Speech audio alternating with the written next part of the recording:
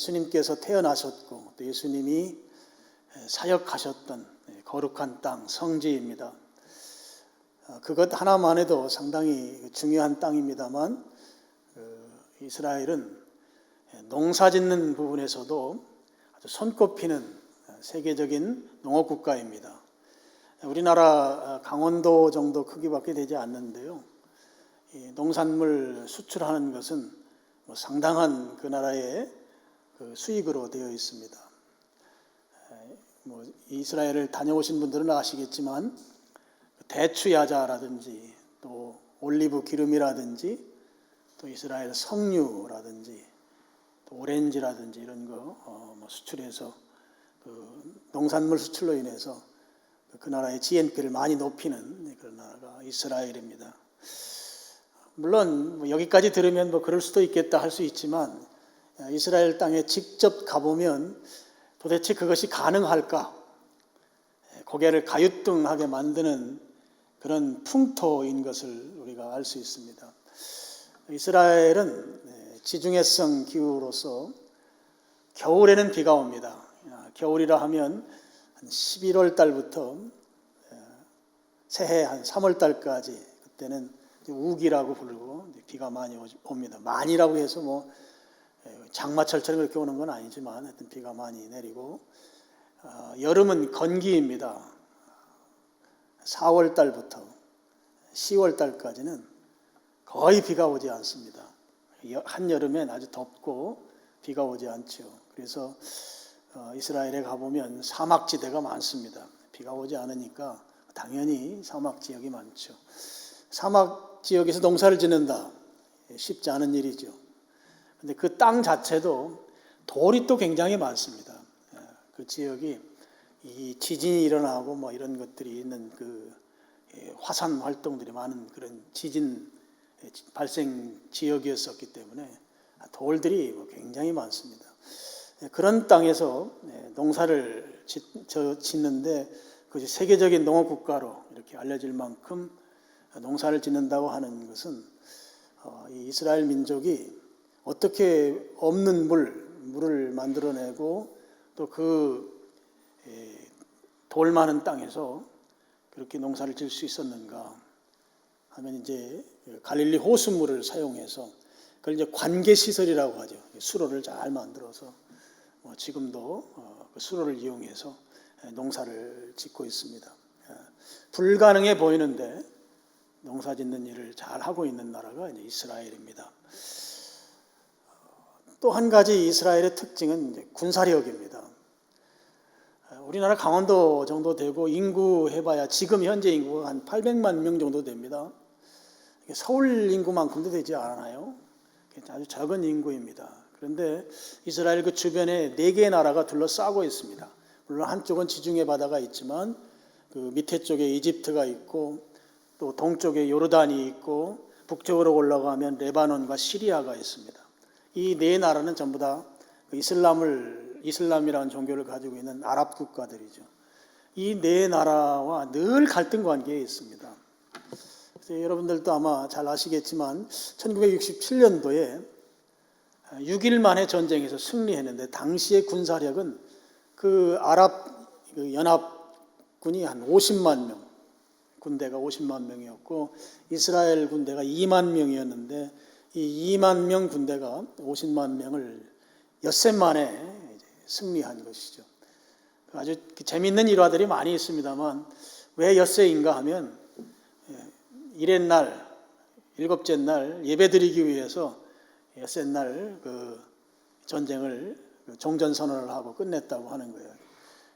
그만큼 그 예배를 중요시한 그런 이제 전쟁이었고 그 전쟁에 나아갔던 장군 이름이 다얀이라는 장군인데 자기들이 이 전쟁에서 승리한 이유가 뭔가 그랬을 때 그가 대답하기를 우리는 시편 121편으로 승리했습니다.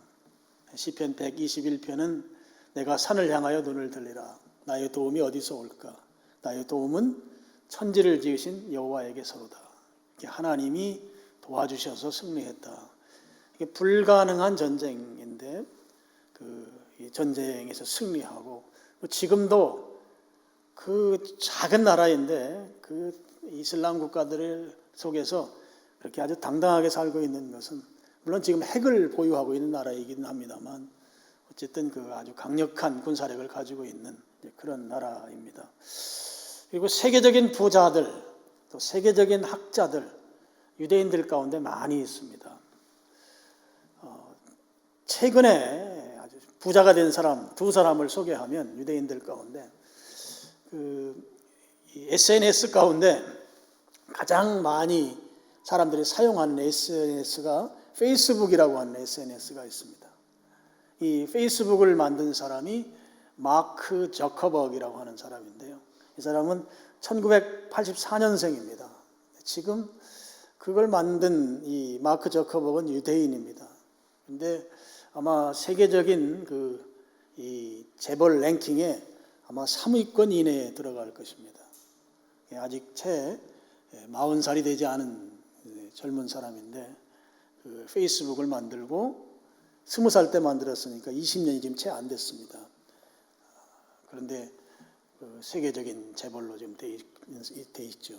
바로 유태인이고, 또 여러분들이 이제 핸드폰 보면 그 검색하는 그 검색창이 구글이라고 되어 있을 겁니다. 이 구글을 설립한 두 사람이 같이 설립을 했는데요. 랠리 페이지라고 하는 사람하고 세르게이 브린이라고 하는 사람인데 이 사람들은 1973년생입니다. 이 두 사람이 구글이라고 하는 검색창, 전 세계에서 가장 많이 사용하는 검색 이 사이트가 구글입니다. 뭐 우리나라는 네이버라든지 뭐 이런 걸 사용합니다만 전 세계적인 이 검색 사이트이죠. 이 구글 사이트를 만든 이 두 사람도 역시 25살에 그걸 만들었어요. 둘 다 유태인입니다. 엄청난 수익을 올리고 있는 것이죠.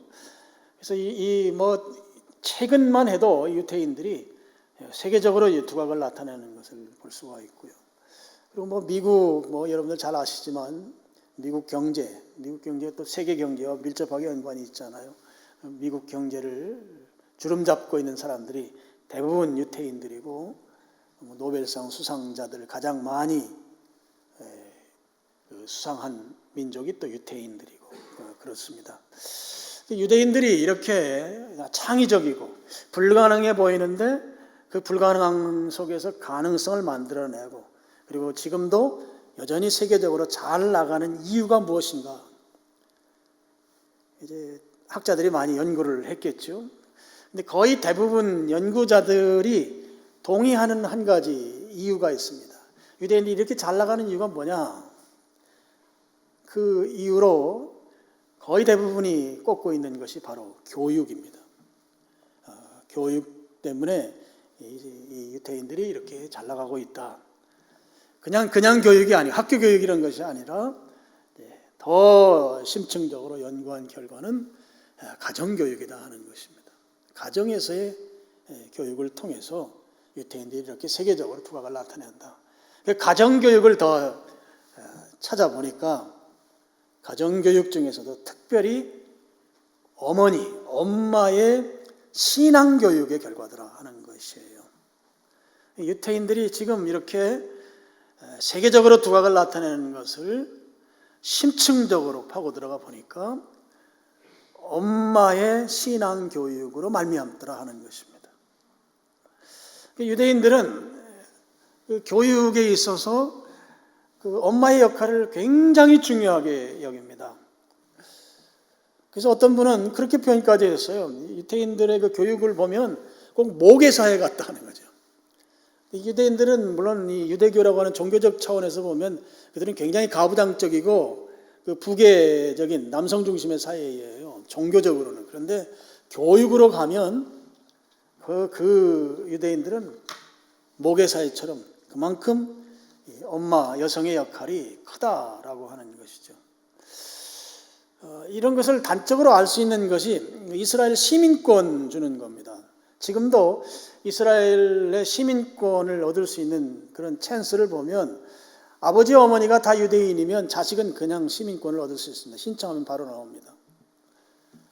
아버지가 유대인이고 어머니가 비유대인이면, 우리나라 같으면 아버지가 한국 사람이면 당연히 자식은 한국 사람 되잖아요.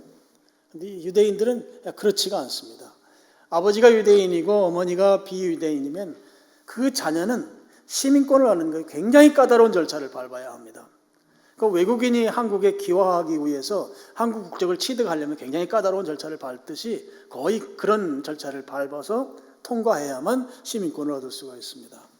그런데 반대로 아버지가 유대인이 아니고 어머니가 유대인이면 묻지도 아니하고 유대인 시민권을 줍니다. 이스라엘에서 와서 살아라 하는 시민권을 준다고 하는 거죠.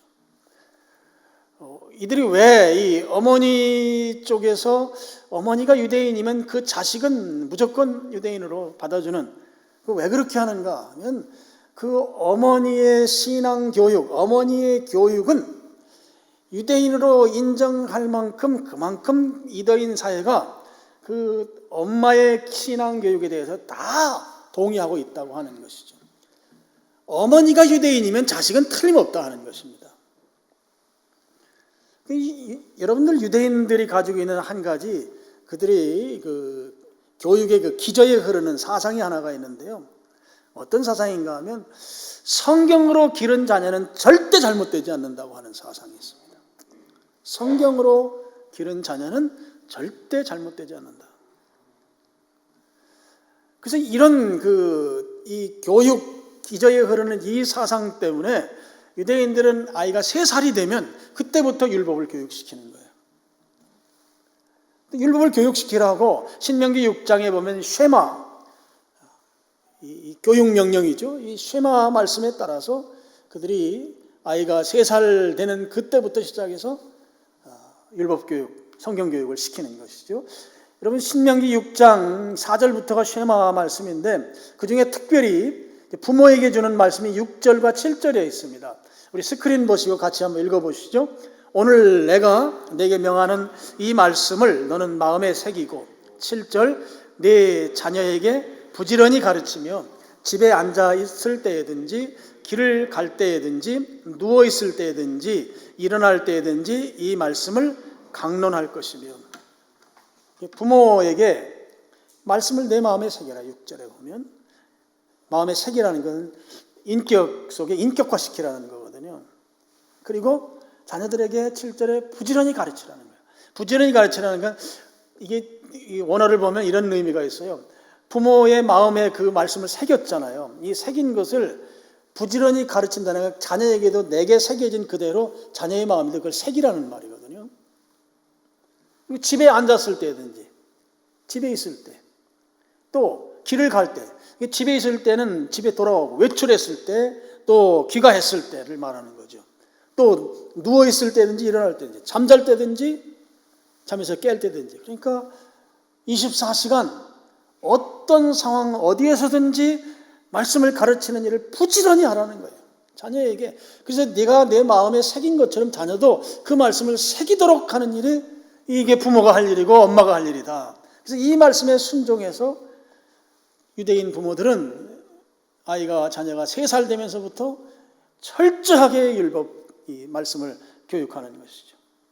여러분 그렇게 성경 교육을 받고 자란 자녀들이 육신적으로도 건강하고 정신적으로도 건강하고 영적으로도 건강해지는 것이죠. 말씀에 의해서 교육받고 자라서. 여러분 유대인들은 18살 되면 군대 갑니다. 남자도 가고 여자도 가요. 남자는 2년 5개월 동안 2년 8개월 근무하고 여자는 2년 근무합니다. 그리고 예비군으로 45살까지 예비군이 돼야 돼요. 지금 현재 인구가 한 800만 정도 되는데요. 그 주변에 그 이슬람권 국가들과 대항해서 싸우려고 하다 보니까 그 나라는 남녀가 다 같이 군대를 가요. 그런데 18살에 갑니다. 청소년기죠. 그러면 이 18살에 군대 간 이 아이들이 여러분 그 이스라엘 가서 이렇게 가다 보면 길거리에 애들 총 메고 돌아다니는 게 많이 보여요. 막 장난도 치고 그래요. 총 메고. 그런데 그 아이들 메고 다니는 그 총이 다 실탄이 장전이 되어 있다는 거예요. 그러면 총기 사고가 날 수 있잖아요. 근데 이스라엘은 청소년 문제가 하나도 없는 나라로 되어 있어요. 총기 사고가 하나도 안 나는 나라로 되어 있어요. 18살 먹은 아이들이 군대 가서 군대 생활하는데 군대 생활 자유분방해요. 길거리 다니면서 뭐 장난도 치고 그러더라고요. 우리나라처럼 막 절도 있고 이러질 못해요. 그런데 사고가 안 나는 거예요. 사고가. 그것은 어려서부터 이 율법을 교육시킴으로 인해서 육신이 건강하고 인격적으로 마음이 건강하고 정신이 건강하고 영적으로 건강한 결과들이더라는 거예요. 어려서부터 성경 교육을 받은 결과가 그런 모습으로 나타나더라 하는 것입니다. 오늘 우리가 출애굽기 2장 말씀을 보았는데요. 여기 모세 이야기가 나옵니다. 여러분, 이 이스라엘 민족이 야곱 시대에 그 고센 땅, 이 이집트에 갔어요. 먹고 살기 위해서. 근데 거기에서 살다 보니까 요셉 시대라든지 이런 시대에는 굉장히 대우받으면서 살았는데 그 이후로 왕조가 바뀌면서 이 이스라엘 민족이 노예 민족이 되어버렸어요. 그런데 계속해서 이 사람들이 숫자가 늘어나니까 이제 애굽 왕조 입장에서 보면 그들을 다루고 통치하는데 부담을 느끼게 되죠. 그래서 태어나는 남자아이들은 다 죽이도록 합니다. 그러니까 인구를 조절할 그런 정책을 쓴 것이죠. 그럴 시대에 모세가 태어났어요. 그 애굽 왕조가 노예 정책을 쓰는데 그 노예 정책 때문에 이제 남자아이는 키울 수가 없는 상황이 됐습니다. 그래서 그 모세의 어머니가 갈대 상자를 만들어서 그 안에 모세를 집어넣어서 그 아기를 나일강 갈대밭에 놓아둡니다. 오늘 본문 내용이죠. 바로의 공주가 와서 그 모세를 보게 되고 모세가 우니까 불쌍히 여기는 마음이 생겼고, 그리고 이제 누이 동생 때문에 이제 모세의 친모가 이제 유모가 돼서 모세를 젖을 먹이면서 어린 시절을 키우는 것이죠. 어린 시절에 모세가 자기 친모에 의해서 키우게 됩니다. 물론 젖을 먹이는 그 기간, 그 이후에 그 어머니의 보살핌이 필요한 시기, 그러니까 유아 시기겠죠. 그 시기에 성경에는 기록되어 있지 않지만 아마 그 모세의 모친은 이 아이가 앞으로 애굽 궁궐에가 왕궁에 가서 살 것인데 그 애굽 문화, 애굽 궁궐의 그 이단 우상 문화에 빠지지 않도록 하기 위해서 철저하게 그 시간에 성경 교육을 시켰을 것은 분명합니다. 젖을 먹이면서 그 어린 시절에 모세를 향해서 모세의 모친이 가지고 있던 그 신앙 교육이 모세에게 철저하게 그 시간에 되었을 것이다 하는 것이죠. 그래서 모세는 40년 동안 애굽 궁궐에 살았지만 애굽 문화에 전혀 동화되지 않았습니다. 그리고 드디어 출애굽의 지도자로 우뚝 서게 된 것이죠. 어머니의 어린 시절의 신앙 교육은 나이가 들어도 결코 변질되지 않고 바뀌지 않게 만드는 능력이 있다고 하는 것이에요. 여러분, 아주 중요한 성경 구절 하나를 소개하겠습니다. 잠언 22장 6절 말씀입니다. 우리 같이 한번 읽어보시겠습니다. 마땅히 행할 길을 아이에게 가르치라. 그리하면 늙어도 그것을 떠나지 아니하리라. 여러분, 이 말씀은 진리입니다. 아이 때 가르친 것은 나이 먹어서도 바뀌지 않는다는 것이에요. 나이 먹어서도. 아이 때 가르친 것은. 제가 어린 시절에 저희 할머니가 술, 담배 하지 말 것을 굉장히 강하게 저를 교육했어요. 저희 할머니 남편이죠. 할아버지도 막 술 취해가지고 막 그 하는 그런 모습. 옛날 시골에서 얼마나 할머니 속을 썼는지 그런 것들 때문에 나는 절대 술 먹고 담배 피우면 안 된다. 근데 그게 아주 제 마음에 박힌 거예요. 어린 시절에. 뭐 청소년기, 청년기 얼마나 유혹이 많았겠어요. 근데 그 시절에 그 유혹에 넘어가지질 않았어요. 지금도 할머니의 그 어린 시절에 그 아이 때 했던 그 교육이 지금도 여전히 유효하게 적용되는 걸 볼 수 있어요. 우리말 속담에도 있잖아요. 3살 버릇이 8까지 간다고 하는 말씀이 잠언 22장 6절과 의미가 같습니다. 여러분, 우리의 자녀들 또 여기 연세에 있으시면 손주들에게 말씀을 가르치게 되면 그 맨 먼저 말씀이 주는 교육 효과가 무엇이 있는가 하면 그 말씀을 가르침받은 자녀의 인생관이 하나님께로 향하게 되어 있다고 하는 것이에요. 하나님께 맞춰진다고 하는 것입니다. 하나님을 떠나서는 그의 인생이 존재할 수 없다고 그렇게 확실하게 자리매김한다고 하는 것입니다. 성경식 표현으로 보면 인생이 어디서 와서 왜 삶에 어디로 가는가에 대해서 성경의 근거에서 확고하게 자기 개념화한다는 것이에요. 그걸 정립한다는 것입니다. 인생이 어디서 오는가?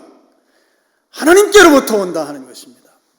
하나님의 섭리 가운데 부모님을 통해서 이 땅에 내가 왔다 라고 하는 것을 확고하게 어린 시절부터 정립한다는 거예요. 그래서 유대인들은 하나님께서 부모님을 통해서 이 땅에 나를 오게 했기 때문에 부모님에 대해서 그 관점에서 효도하는 거예요. 인생은 하나님께로부터 와서 왜 사는가? 하나님의 영광을 위해서 사는 것이죠. 하나님 중심으로 사는 것입니다. 고린도전서 10장 31절 말씀 우리 같이 읽겠습니다. 그런즉 너희가 먹든지 마시든지 무엇을 하든지 다 하나님의 영광을 위해서 해라. 이 땅에 사는 것 목적이 하나님의 영광을 위한 것이다. 여러분 전도서 12장 13절 보면 여러분 이 솔로몬이 전도서를 기록했는데요. 솔로몬은 구약 성경 3개의 성경을 썼어요. 젊은 시절에 쓴 성경이 아가서입니다. 사랑에 대한 남녀 간의 사랑을 아주 잘 표현한 성경이 아가서죠. 젊은 시절에 썼을 것으로 보고 그 다음에 잠언입니다. 잠언. 인생을 살면서 아주 그 명구들을 많이 남겼습니다. 그리고 아마 인생을 다 살고 마지막에 쓴 성경으로 여겨지는 것이 전도서예요. 그러니까 솔로몬이 부귀영화 이 땅에서 누릴 것 다 누린 인물 가운데 아마 최고가 솔로몬일 거예요. 그래서 다 겪고 난 이후에 인생 말년에 전도서를 쓰고 전도서 맨 마지막에 쓴 전도서 12장 13절 말씀 우리 스크린에 있습니다. 우리 같이 읽어보시죠. 일의 결국을 다 들었으니 이거 그의 명령을 지킬지어다. 이것이 모든 사람의 본분이니라. 사람의 본분이 뭐냐? 하나님을 경외하고 그의 명령들을 지키는 것이다.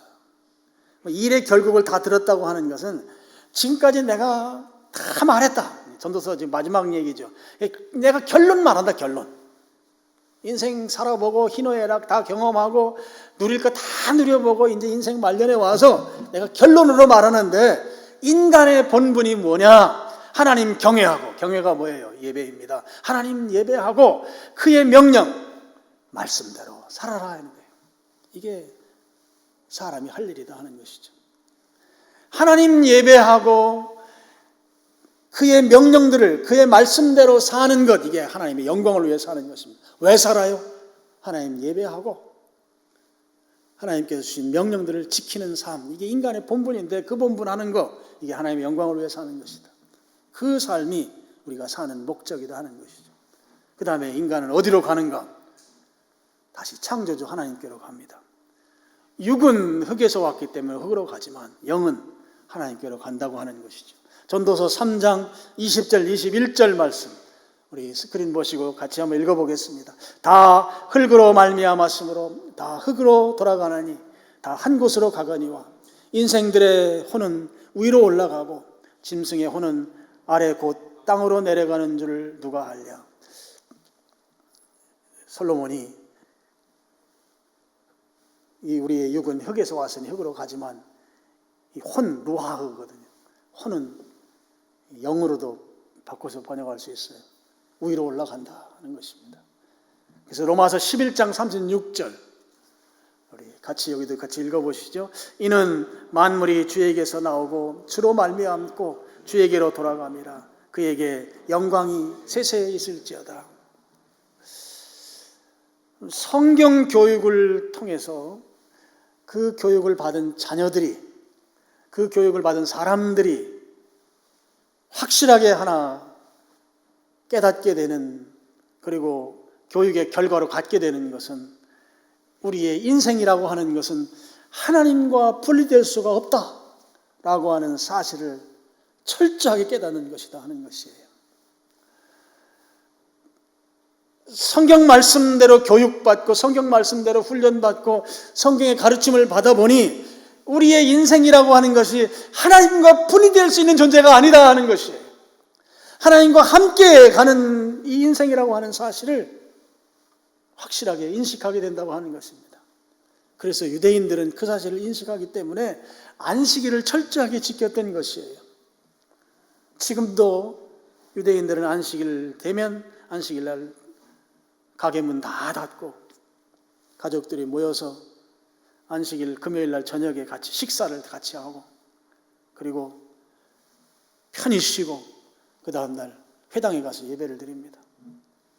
이 안식일을 철저하게 지키려다가 실제 하나님께서 의도한 목적을 어긋나게 하면서 너무 의식에 집착하면서 문제가 생긴 것은 있지만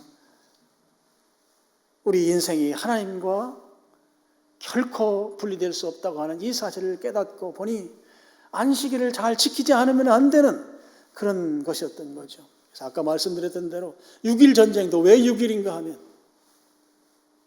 6.1로 전쟁을 끝내고 하나님께 예배드리기 위해서 6.1 전쟁으로 이렇게 승리로 마쳤다고 하는 것도 그런 맥락과 다 있는 것을 우리가 알 수가 있습니다.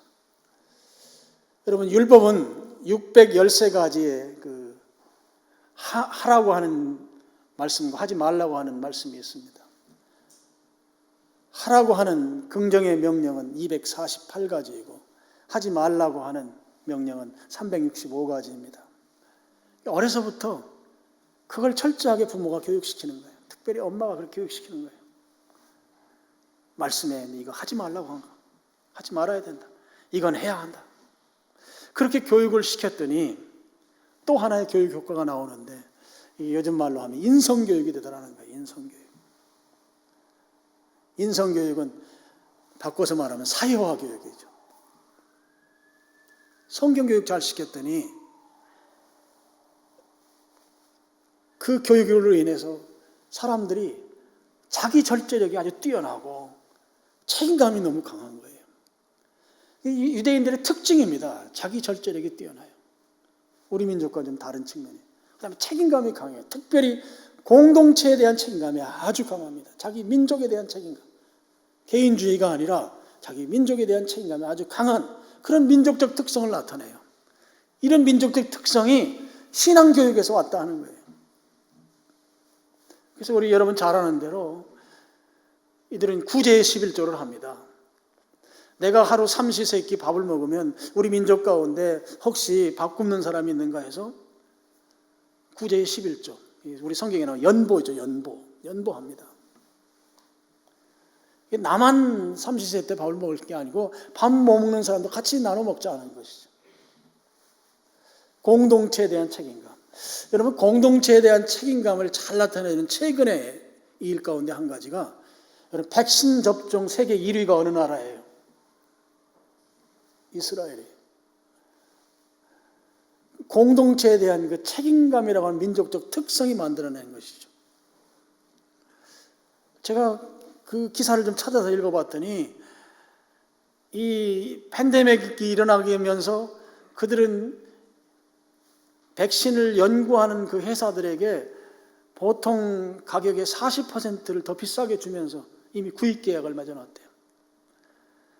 자기 민족에 대한 책임감을 가지고 있는 리더십을 가진 지도자들이 40% 더 비싸게 미리 가서 백신 계약을 하고 그리고 가장 먼저 전 세계에서 백신 접종이 많이 된 나라로 그렇게 되어 있는 거죠. 민족에 대한 책임감, 공동체에 대한 책임감이 그런 모습들로 나타난다 하는 것이에요. 그리고 이스라엘 민족에 또 한 가지 특징이 있는데요. 이런 특징이 있습니다. 자기들 안보에 위협이 되면 곧바로 응징하는 특징이 있어요. 뭐 예를 들어 대포를 하나 쏘면 우리나라 같으면 쏘지 말라고 그거에 대해서 성명부터 먼저 내잖아요. 근데 이스라엘은 그렇지가 않아요. 대포 하나 쏘면 30배 100배의 보복을 합니다. 바로 보복합니다. 말하지 않고 보복해요. 이스라엘은 세계에 최고 가는 정보기관이 있는 나라죠. 모사드라고 하잖아요. 최근에도 여러분 이란 그 핵시설 파괴하는 일에 이스라엘이 관여했어요. 지금 이스라엘이 자기 나라의 안보의 위험을 느끼는 나라로 이란과 위에 있는 시리아를 치고 있습니다.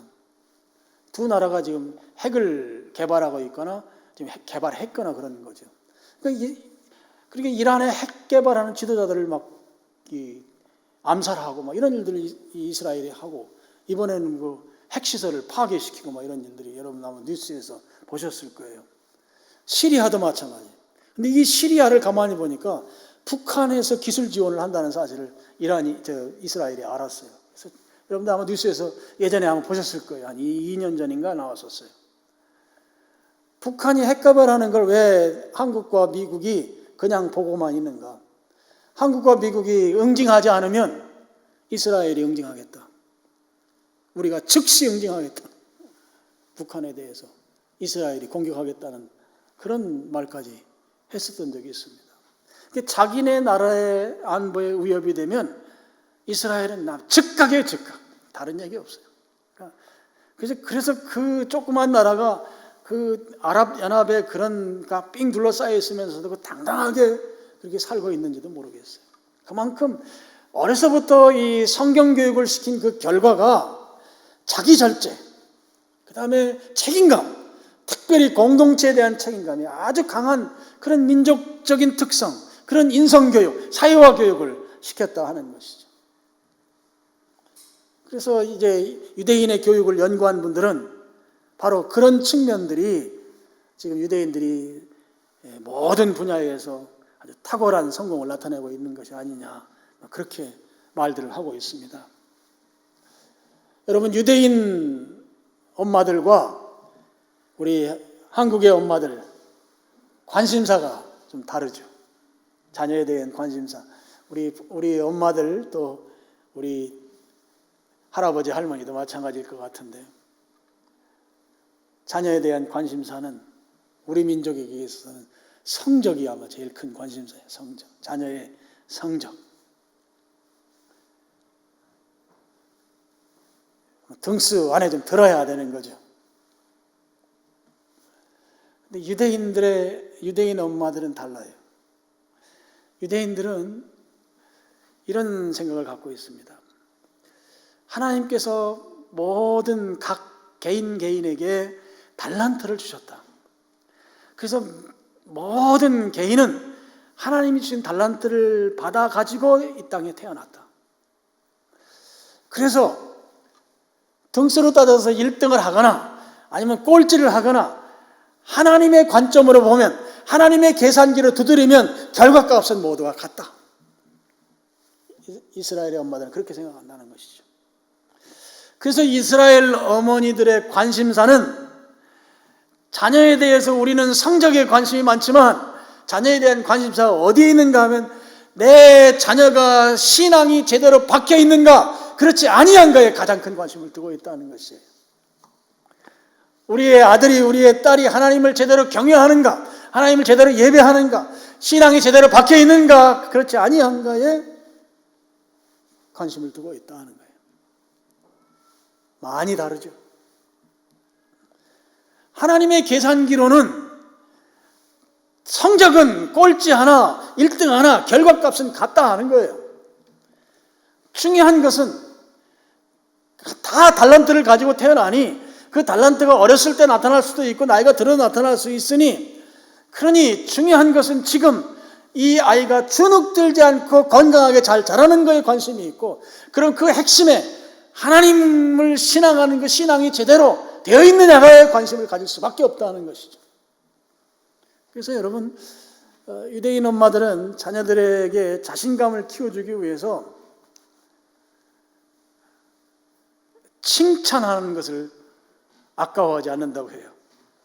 저도 이 부분 많이 찔립니다만, 자녀의 자신감을 키워주는 일에 엄마 아빠가 칭찬한다는 거죠. 학교에서도 중학교까지는 성적 평가할 때 다 칭찬형으로 성적을 평가한다고 그래요. 뭐 예를 들면 그런 거예요. 쉽게 예를 들면 이 아이가 공부를 했는데 하나부터 10까지밖에 못 써요. 그러면 성적 평가할 때 하나부터 10까지 숫자 세는 거, 이 아이가 아주 탁월하다, 이렇게 평가를 한다는 거예요. 근데 또 어떤 아이는 하나부터 100까지 세면 이 아이는 하나부터 100까지 세는데 아주 탁월한 실력을 가지고 있다고. 다 이 평가가 부정적 평가가 아니라 긍정적 평가로 다 한다는 것이죠. 그러니까 아이들이 하나부터 10까지 세는 애하고 하나부터 100까지 세는 애하고는 실력 차이가 있는 건 분명한데 평가는 똑같은 거죠. 탁월하다. 탁월하다. 그러니까 공부를 못한다고 해서 기죽지 않는 거예요. 꼴찌나 1등이나 하나님의 계산기는 똑같으니까, 결과가. 그리고 하나님께서는 다 달란트를 가지고 이 땅에 똑같이 태어나게 했으니까 그 태어나게 한 그것이 조금 젊었을 때 나타날 수도 있고 조금 나이 먹어서 나타날 수도 있고, 그러니까 그거 개념치 않는 것이죠. 그러니까 아이들이 기죽지 않고 또 부모들도 그것 때문에 기죽이지 않는 거예요. 학교 선생들도 그것 때문에 기죽이지 않는 거예요.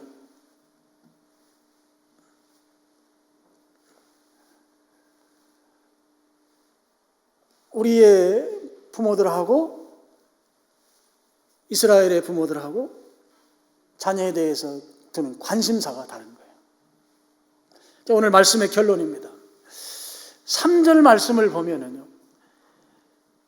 더 숨길 수 없게 되매 그를 위하여 갈대 상자를 가져다가 역청과 나무진을 칠하고 아기를 거기에 담아 나일강가 갈대 사이에 두고 이랬습니다. 모세의 모친이 아이를 더 이상 키울 수가 없습니다. 이제 이 아이를 더 이상 키우다가는 바로 왕조에 의해서 그 아이가 죽임당할 것 같으니까 갈대 상자를 만드는 것이죠. 그런데 이 갈대 상자가 이렇게 방수 처리를 잘해야 되잖아요. 이 아이를 이제 이 상자에 넣어서 나일강에 띄울 건데, 그러면 이 아이가 그 상자가 물이 새서 빠져서 아이가 죽으면 안 되잖아요.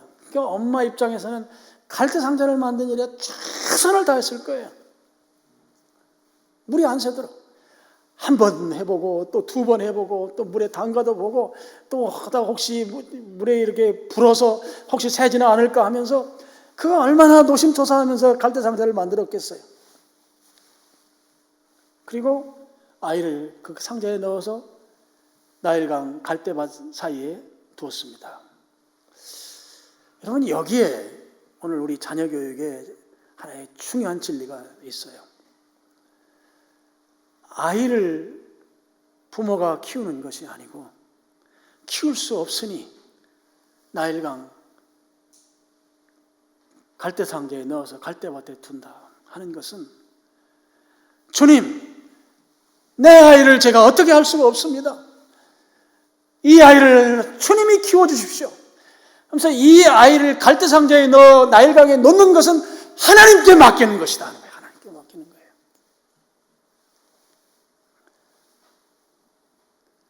자녀를 내가 키울 수 있다고 여러분 생각하지 마시고, 요즘 아이들 중학생만 돼도 부모 말 제대로 안 듣습니다. 자기 주장이 다 강해요. 요즘은 회사에서도 20대, 30대는 그 위에 상사 직원들이 제대로 컨트롤 못한다고 그래요. 얼마나 이 MZ세대라고 그러죠. MZ세대. 생각하는 게 달라요. 그게 신인류, 완전히 새로운 사고방식을 가지고 있고, 조금만 부정하고 공정하지 않으면 아주 도전하고. 이 아이를 제가 어떻게 할 수가 없습니다. 이 아이를 제가 제대로 키워낼 수가 없습니다. 갈대 상자를 만드는 거예요. 갈대 상자를 하나님께 맡기기 위해서 내가 최선으로 결단하는 것입니다. 그리고 그 갈대 상자라고 하는 것은 주님이 키워달라고 하는데 내가 간절함을 거기에 담는 것이죠. 기도하는 것입니다. 그 주님께서 나보다 더 잘 키울 것이라고 하는 믿음을 거기에 담는 것이에요. 이게 갈대 상자를 만드는 과정인 것이죠. 그리고 하나님께 맡기는 거예요. 나일강에 아이를 갖다 놓는 것은 이제 저는 제가 이제는 어떻게 할 수 없습니다. 두 손 드는 것이죠. 하나님께서 하십시오. 아이를 갈대 상자에 넣어서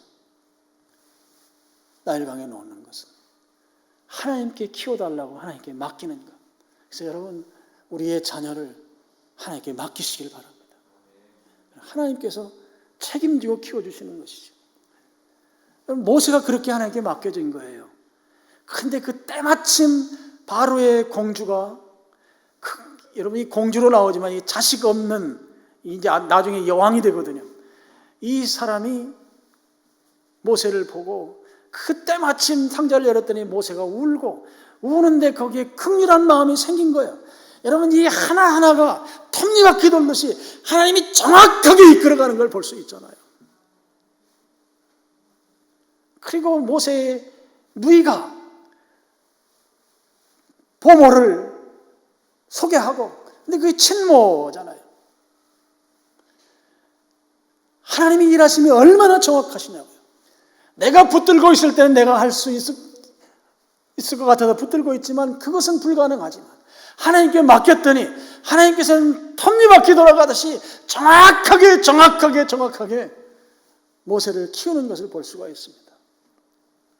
그렇다고 해서 엄마하고 모세의 관계를 끊어놓는가요? 아니잖아요. 모세를 직접 키우도록 친어머니가 모세를 키우잖아요. 그때 이제 신앙교육을 한 거란 말이에요. 그랬더니 40년 바로 궁궐의 생활에서도 타락하지 아니하고 어릴 적에 가르쳤던 그 신앙이 나이 먹어서도 바뀌지 않는 그런 모세의 모습이었던 것입니다. 하나님께서 절묘한 방법으로 모세를 키워내는 것을 볼 수가 있습니다. 여러분, 우리가 우리의 자녀를 하나님께 맡기시기 바랍니다. 그래서 갈대 상자를 잘 만들어야 돼요. 갈대 상자는 부모의 믿음이에요. 엄마의 믿음이에요. 그 믿음의 상자에 아이를 놓는 거예요. 내가 잘 키울 수 있다고 생각하지 마세요. 갈대 상자에 아이를 넣어서 하나님께서 키우시도록 하나님께 맡기는 것입니다. 그러면 하나님이 책임지시고 내가 키운 것보다 훨씬 더 잘 키우는 하나님이신 것을 믿으시길 바랍니다. 그래서 중요한 것은 갈대 상자를 만드는 엄마의 믿음, 갈대 상자를 만드는 부모의 믿음, 갈대 상자를 만드는 할머니, 할아버지의 믿음, 이 믿음이 중요한 것이다 하는 거예요. 마지막으로 이 쉐마 신명기 6장 4절부터 7절 말씀 한번 다시 띄워주시기 바랍니다. 제가 읽으면서 설명하고 마치겠습니다. 이스라엘아 들으라. 이게 쉐마라는 히브리 말입니다. 들으라. 우리 하나님 여호와는 오직 유일한 여호와시니 너는 마음을 다하고 뜻을 다하고 힘을 다하여 네 하나님 여호와를 사랑하라. 지금 이 부모에게 하는 말씀입니다. 마음을 다하고 뜻을 다하고 힘을 다해서 네 하나님 여호와를 사랑하라. 여호와를 사랑하라. 제가 예전에 말씀드렸습니다. 사랑이라는 건 추상명사잖아요. 사랑의 구체적인 표현이 뭐라고 그랬나요? 사랑의 구체적인 표현은 예배입니다.